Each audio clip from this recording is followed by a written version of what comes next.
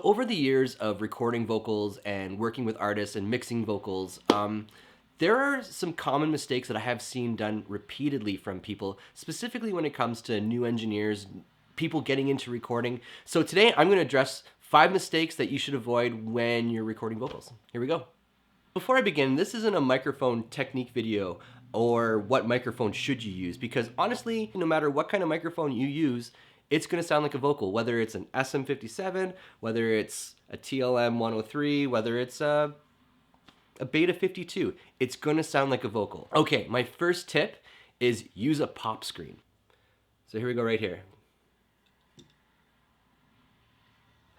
What this does is it controls your plosives. When we speak, we naturally have sounds like puzz and tuzz that create a high pressure wave, and because the microphone's right in front of you, this results in a pop or a clip. So using one of these will prevent that from happening. It's just a very thin piece of material that lets the air travel through, but it's just enough to diffuse that plosive sound. They're not expensive. You can get this for like 12 bucks. Problem with having a plosive sound or a clip in general is that there's nothing you can do about it. Once you track it, it's there. You can try to compress it to tame it, but it'll sound like a pop. So just invest in one of these and you'll be really happy you did. Okay.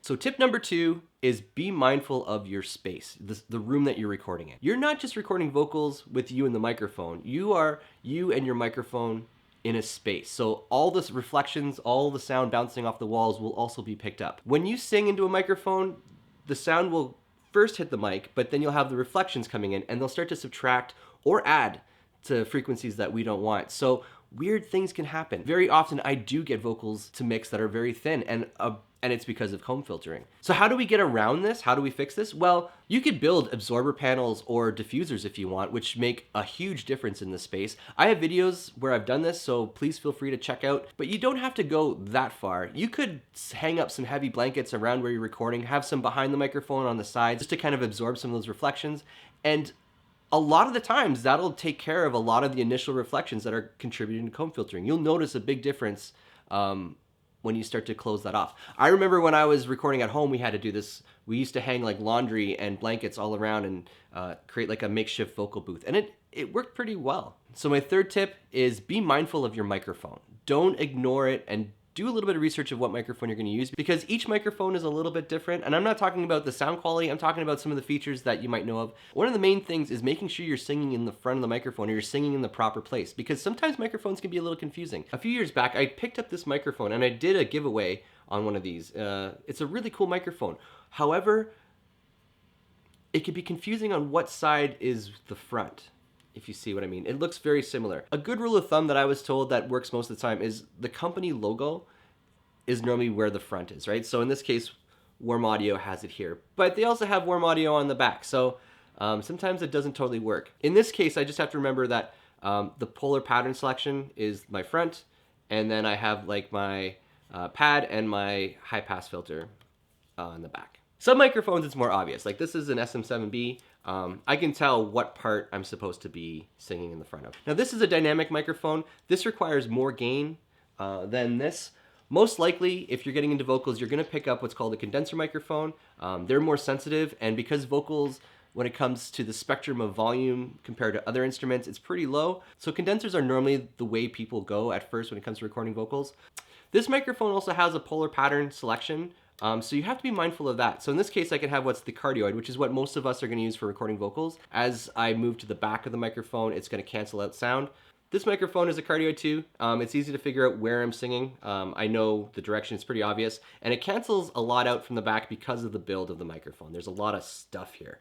So when I sing, it's gonna cancel out everything pretty nicely. This is a bonus. Think of the position of where you're standing between the mic. If you're too close to the microphone, something called proximity effect is gonna kick in. And that's just when the low frequencies are over exaggerated. This could be good if you have a room that's not sounding the greatest. The closer you get to the mic, the more it's gonna start to push out the room sound. If you're too far back, then you're gonna hear more of that room sound. So you wanna have a good balance between like 8 to 10 inches.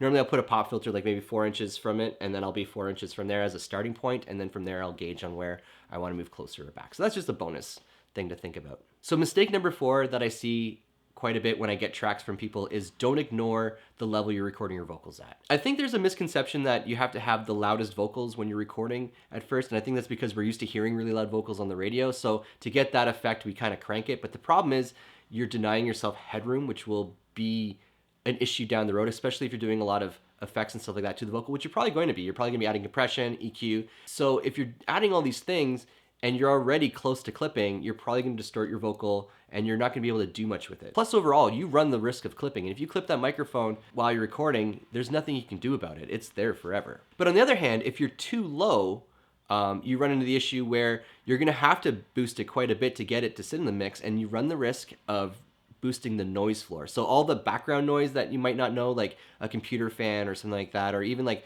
people walking in the other room, you might not notice it at a regular volume, but as you start to boost it, those things become apparent. A really good goal is to try to get yourself to that like minus 18 dB full scale. And what that means is when you look at a track, when you hit 0, absolute 0, that's a clip. But there's this like minus 15 to minus 18 range, which is kind of where you want to be averaging your sound. And that gives you just a really good working track to be able to add effects. If you need to boost a little bit, you can without boosting the noise floor. So it's just a good all-around thing to keep in mind. You want to have your vocal there. If you have a very dynamic singer, then you want to kind of average it out as much as possible. So the fifth mistake I see is cranking the headphones during tracking. So if you're monitoring with headphones, you want to have it at a reasonable listening level, because if you're cranking it because you want to sing loud and all that jazz, you run the risk of having bleed into your headphones, which is just this. So if you have any guide tracks, even if you have a click track in the background, that'll start to be picked up by the microphone. So you want to have it reasonably low in your headphones. And the other reason is if you're cranking the mix in the headphones for the singer's going to try to sing on top of that. And you're going to end up with